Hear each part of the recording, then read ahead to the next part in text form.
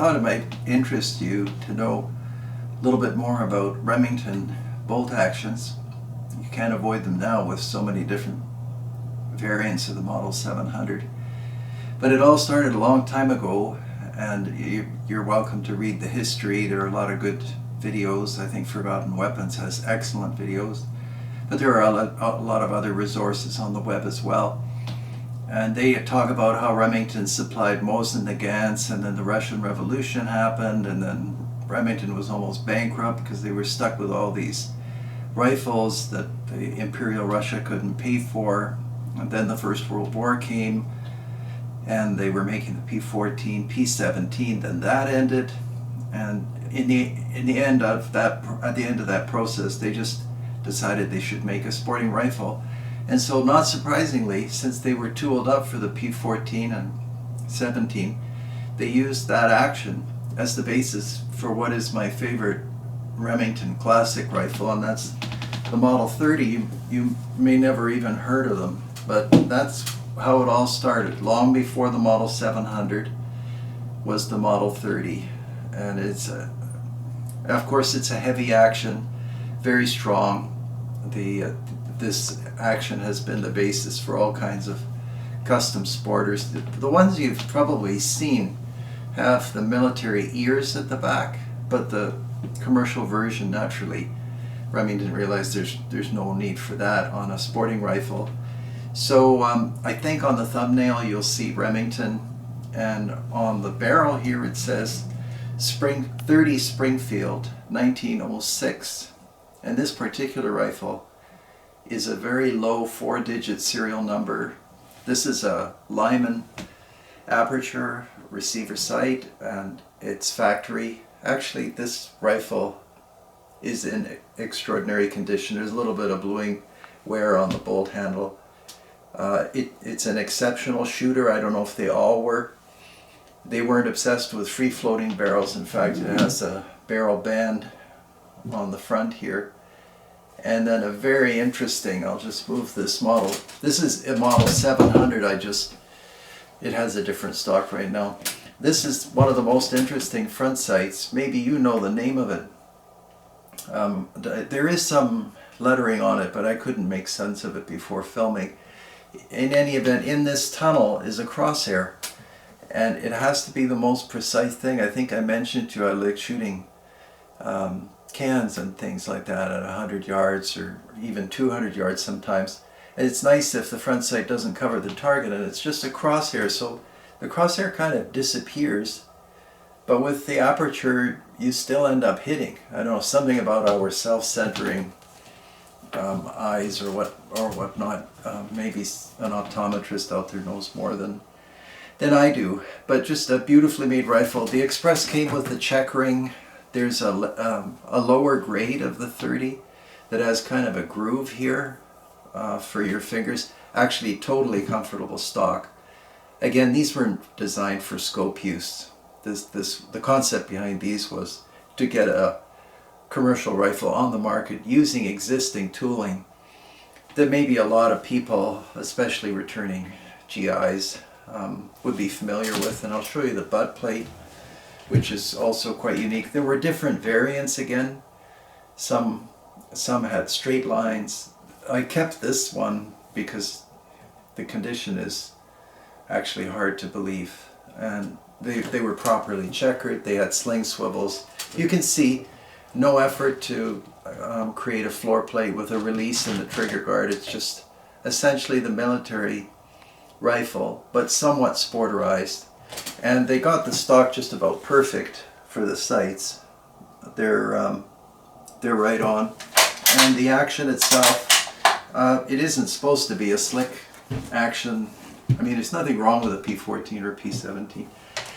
Cock on close, which just means here's the pressure. I'm now compressing the striker, which creates that back motion because of the way the spring is set up. I think there's a way to reverse that, but I actually never had any problem with cock on closing. Some people object, I don't know. I never did. And then a typical safety that most you're familiar with, and the bolt release is here on the side. as you'd expect. And then it's beautifully marked Remington, which like I said, you can see in the thumbnail. I doubt this rifle was fired 100 times, and I'm just saying that because of what I don't have a bore scope, but it looks like a mirror in there, and everything's sharp and flat the way it should be. So I thought I'll take that out, and just so that I don't misrepresent the 700, this would be what came with that 700. And I'm missing a few historical steps. Of course, there were 721s, 722s, 725s, and other models of Remington. But essentially, as far as the big number production guns go, they made the 30 and then realized they have to come up with a better design, an action that can be made more efficiently, because this is complicated. There's many machining operations and much fitting to create this rifle, which is why I like it.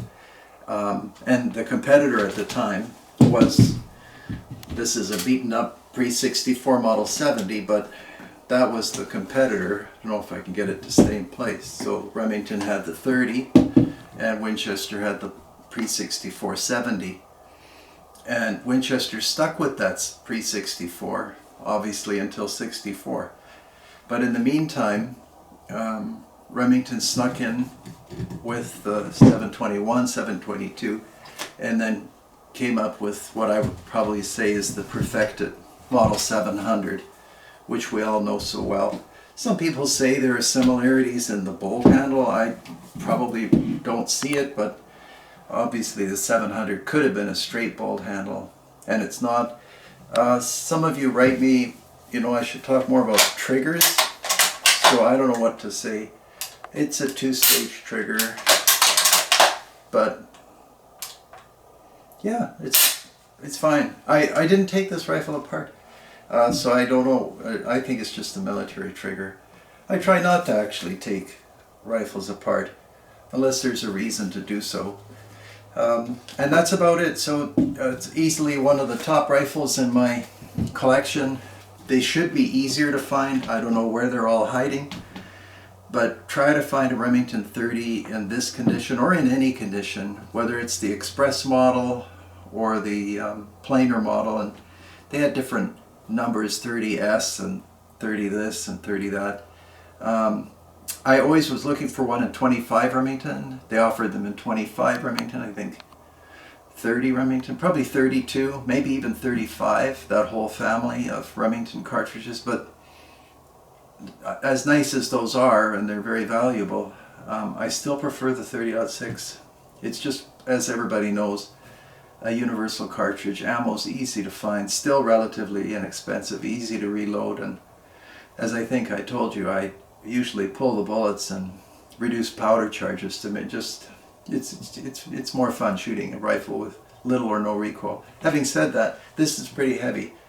I don't know what it is, maybe 8.5, 9 pounds, so it's not that bad even with full factory loads. And I don't know if I showed you a pistol grip cap. It's that same horn material or whatever is on the butt plate. That's about it. Thank you very much for watching. Please subscribe. As always, join me on Patreon and Instagram if you can. And I think we're going to next look at the Sako Deluxe. I think I was supposed to shoot that today, but I forgot.